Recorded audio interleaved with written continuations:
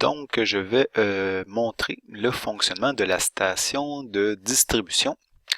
J'ai pesé sur le play. Donc, on voit que présentement, la station est à sa position initiale lorsqu'on on met sur le play. Le bras y est au magasin. Donc, c'est pour cette raison que la lumière clignote, vu que les conditions initiales ne sont pas respectées.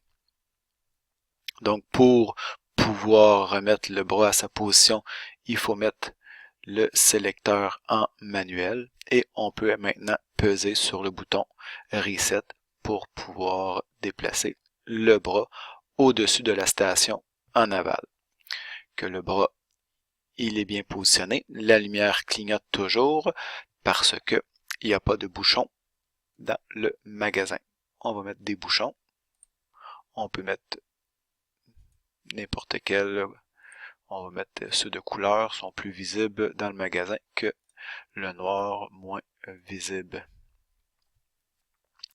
Et là, il faut que je revienne en automatique pour pouvoir démarrer. Et là, la lumière ne clignote plus. Donc, la lumière rouge ici est allumée. On va pouvoir démarrer. Que lorsqu'on va démarrer la séquence, va faire que le bras, le cylindre va pousser le bouchon. Il va être prêt pour que le bras puisse aller le chercher avec son aspiration. Quand il va être descendu, il va aspirer, vu que le bras aspire, la ventouse va aspirer, bon, le bouchon va être maintenu. Et le bras va retourner à sa position pour déposer le bouchon sur la station. Ici, il n'y a pas de station, mais s'il y avait une station, la station ici en aval. On appuie sur le bouton de marche. Et là, le cylindre a poussé le bouchon, le bras a été cherché et le dépose. Donc, c'est la séquence que la station fait. Et si je ne me remets pas de bouchon, une fin de cycle va se passer lorsque le magasin va être vide. Le bras va chercher le dernier bouchon et là maintenant, il arrête, il ne va pas chercher un bouchon inutilement parce qu'il n'y en a pas. Donc, la séquence est terminée et là, on voit que la lumière aussi clignote vu que nos conditions initiales ne sont pas respectées. On va en mettre un. On va en mettre plusieurs. Donc, je refais un départ de cycle et je peux faire aussi une fin de cycle et le cycle s'est fait seulement une seule fois. Donc, encore un départ de cycle et là, je vais terminer de vider le magasin et je vais vous montrer des petites choses.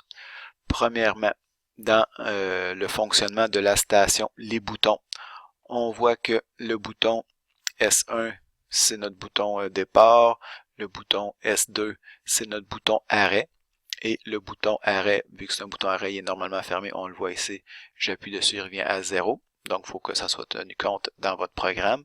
S3, c'est le bouton de reset, non, S3, c'est le sélecteur, qu'on voit que lorsque le sélecteur est en, si je zoome, le sélecteur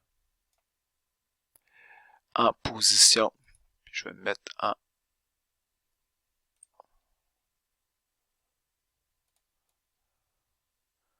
de vue de face, qu'on va voir bien la station.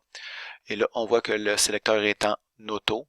Donc, en auto, le sélecteur n'est pas activé. Si je me mets en manuel, et là, on voit que le sélecteur S3 est activé. Pour ça, pour la station, on voit que le capteur B4, quand il n'y a pas de bouchon dans le magasin, le capteur est activé. Et quand je mets un bouchon, le capteur n'est plus activé parce que c'est un vaisseau qui ne se voit plus. Et là, ici, vous allez devoir faire attention. Je vous dis déjà un petit hint de quand le cylindre pousse le bouchon et quand le cylindre revient, le vaisseau se voit, donc vous allez avoir l'impression que vous avez un magasin vide, mais peut-être pas, parce que le vaisseau se voit pendant une fraction de seconde. Donc vous allez devoir tenir compte de cette petite contrainte-là pour ne pas toujours arrêter la station parce que vous pensez que la station, le magasin est vide. Que le capteur, il détecte un faux magasin vide, qu'il va falloir que vous réglez ça avec la programmation. Donc, c'est ça, en gros, sur la station de distribution.